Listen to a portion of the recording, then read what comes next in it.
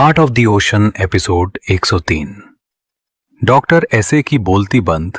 England रणनीतिक meeting अभी भी जारी थी और सब अलग अलग जगहों के मैप्स मार्क कर रहे थे।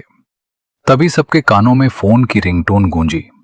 सबने देखा ये उनके बॉस का फोन था जिसे विपिन ने अभी अभी ऑन किया था।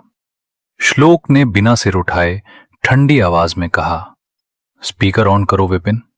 कुछ कहना चाहता था पर श्लोक ने फिर से दोहराया, तुम्हें सुनाई नहीं दे रहा क्या?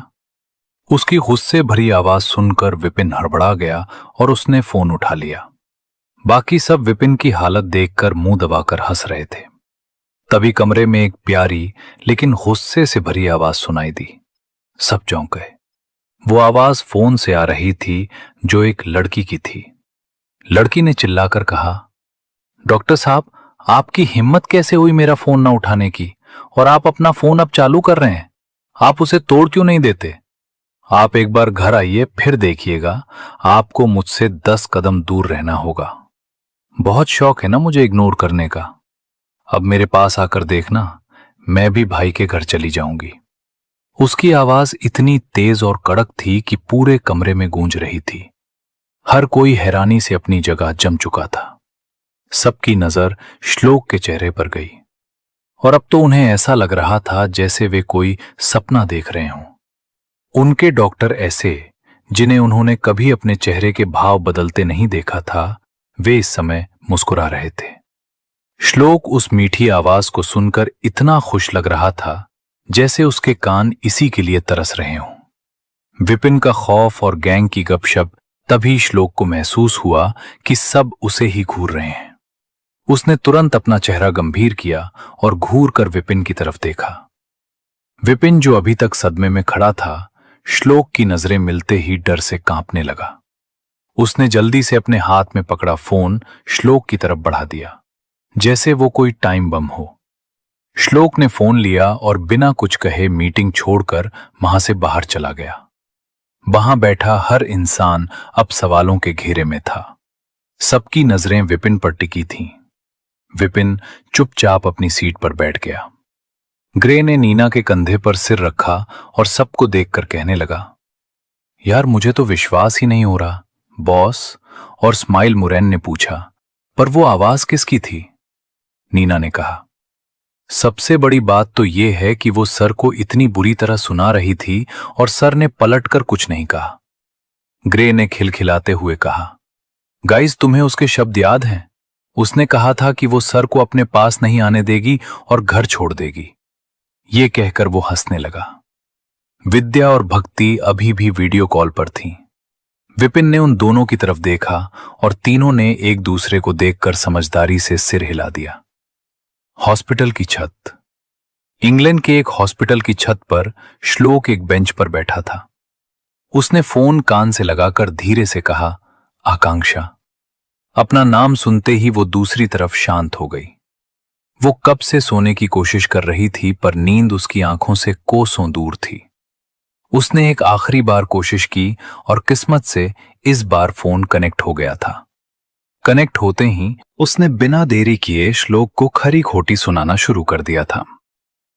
जब दूसरी तरफ से कोई जवाब नहीं मिला तो श्लोक ने फिर कहा, आकांक्षा, तुम अभी तक जाग रही हो?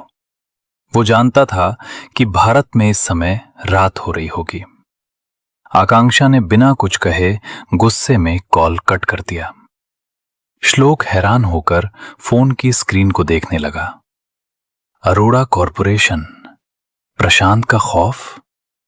वही दूसरी तरफ शहर की एक बड़ी और शानदार बिल्डिंग जिस पर अरोड़ा कॉरपोरेशन लिखा था, उसके 8वें फ्लोर पर काले कपड़ों में कई खतरनाक लोग बैठे थे। कमरे का रंग डार्क ग्रे और वाइट था, जो वहां के माहौल को और भी गंभीर बना रहा था। वहां बैठे हर इंसान से खतरनाक ऑरा निकल रहा था। प्रशांत, जो अपनी चेयर से सिर टिकाकर बैठा था, अचानक बोला, प्लान में बदलाव है। तभी एक आदमी, जिसकी एक आंख पूरी सफेद थी, बोल पड़ा, मास्टर, पर पिछला प्लान तो बहुत अच्छा था, उसे बदलने की क्या जरूरत है? प्रशांत की आंखें अचानक हिंसक हो गईं। उसने घूर कर उस आदमी को देखा और ठंडे स्वर में कहा, तो तुम्हारे पास जुबान भी है?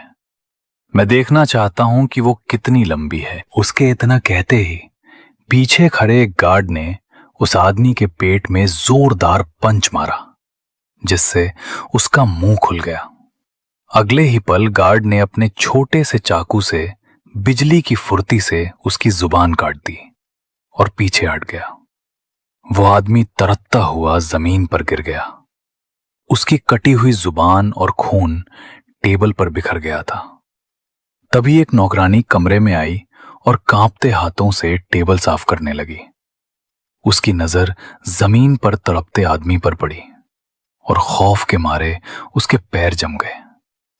आकांक्षा की याद और प्रशांत का गुस्सा। प्रशांत ने उस लड़की के डर से सफेद पड़ चुके चेहरे को ध्यान से देखा। उसे आकांक्षा की याद आ गई। जब भी वो उसके सामने किसी को सजा देता था तो वो भी ऐसे ही डर जाती थी।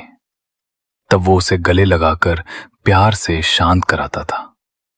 उसे आकांक्षा का वो डरा हुआ चेहरा बहुत पसंद था।